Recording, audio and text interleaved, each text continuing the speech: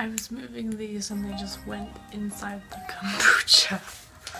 Or the sweet tea, because it's not kombucha yet. Hi guys, so today I want to show you guys how you do the second fermentation process of your kombucha. Late last night is actually when I put it into the bottle, but it's really easy to explain. Plus I wanted to show you it in the bottle. This container filled up to here, if you remember from my last video. If not, then just trust me. So it was filled up to here, and the Scobies were at the top, but I left it in there for almost 2 weeks, and a little Scoby formed on top. Once a little Scoby forms on top, and it's 1/4 of an inch thick, and there's some bubbles forming at the top, and the color turns into this orangey color instead of the dark color you start out with, then you know you're close. And I also taste tried it to make sure it was the right taste. Now this was my first batch I've ever made, so I'm not sure what it's exactly supposed to taste like, but I know it is not supposed to taste sweet, because if it tastes sweet, that means there's still sugar in it and it is not fermented enough, and the Scobies haven't finished their job, so just leave them be for longer. You're gonna want like an acidic-y, kind of like an apple cider vinegar taste. So when I tasted it, I didn't taste anything sweet. I just tasted the flavored tea bags, because I accidentally bought black tea that had some flavoring in it.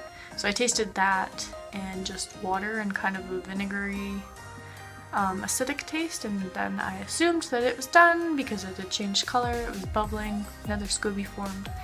So I took everything in here, and I left a little bit in here. Of course, this is starter liquid. You're gonna need this every time you go to make your next batch, because when you put the Scoby in, you're gonna dump the liquid in with it. So put that to the side, and I put kombucha into here 3/4 of the way, and I left 1/4 of the bottle. Sorry, I'm trying to talk like in cups, but it's actually not in cups because these bottles are a little bigger. So 3/4 of this is the kombucha. 1/4 of it is apple juice, apple cider. You're gonna want to use an unpasteurized juice, so a raw juice. You can make some out of your own fruits that you have, or you can use berry juice. I was going to use apples and blend them up and turn them into juice and use that, but instead I saw some apple cider and I bought that instead. So I used that because the flavor I'm going for is like a cinnamon apple kind of thing for this one, like an apple pie.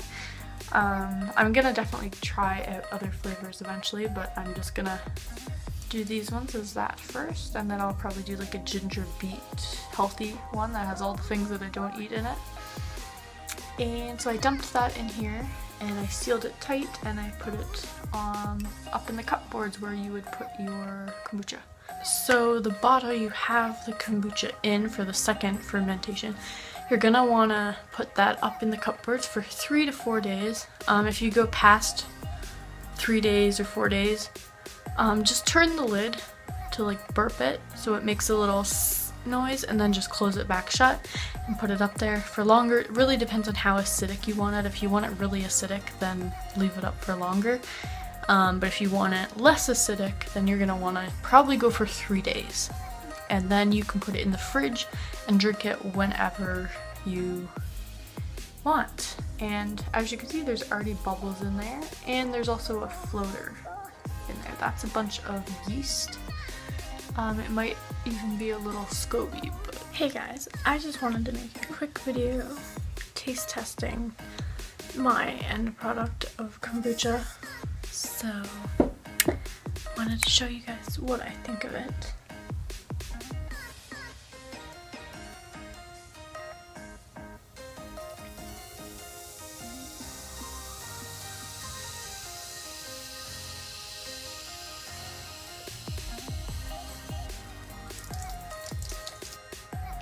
See?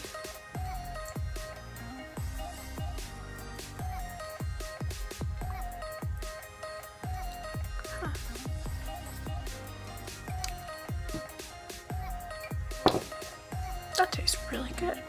I did a good job. So it has the same carbonated thing I mentioned last time, how it's kind of like ginger beer, it like burns your throat, but it doesn't. Like it doesn't do what ginger beer does. It's not as strong. This one I can definitely taste the apple. And I think I can taste like cloves or something. I don't like something in it, so I will definitely alter my next recipe, but that's actually pretty darn good. I'm impressed with myself.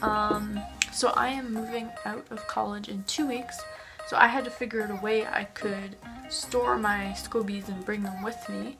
So I'm not gonna move on to a new batch yet because I'm gonna wait till I get home, because I'm gonna do 2 batches when I get home because I have 3 of these containers.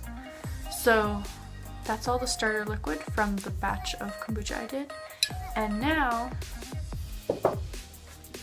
I have to dump this in there. So this is 2 cups of sweet tea. So I put 1 tea bag into 2 cups of water, and I added 2 tablespoons of sugar, about that. I kind of eyeballed it. Anyway, I'm gonna pour this into here since this is now room temperature. Never put hot things with your Scobies. It will burn it and it will die. It will kill the bacteria. So I'm just gonna pour this into here now.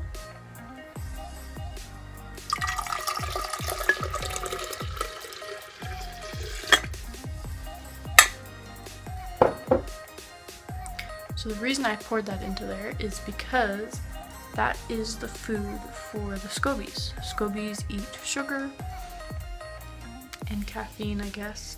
So the Scobies will stay in here, and when I move in the car back home, I'm just gonna put a lid on it for a short amount of time, about an hour or 2, and then I will take it off and get everything ready. So this is what you would call a Scoby hotel.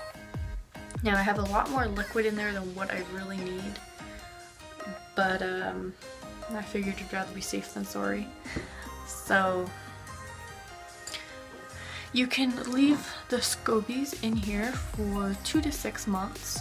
Ooh, I have like makeup on the side of my face, sorry.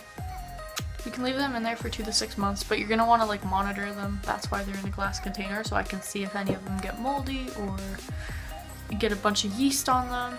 And you can just like wipe the yeast off or try to get it off of there.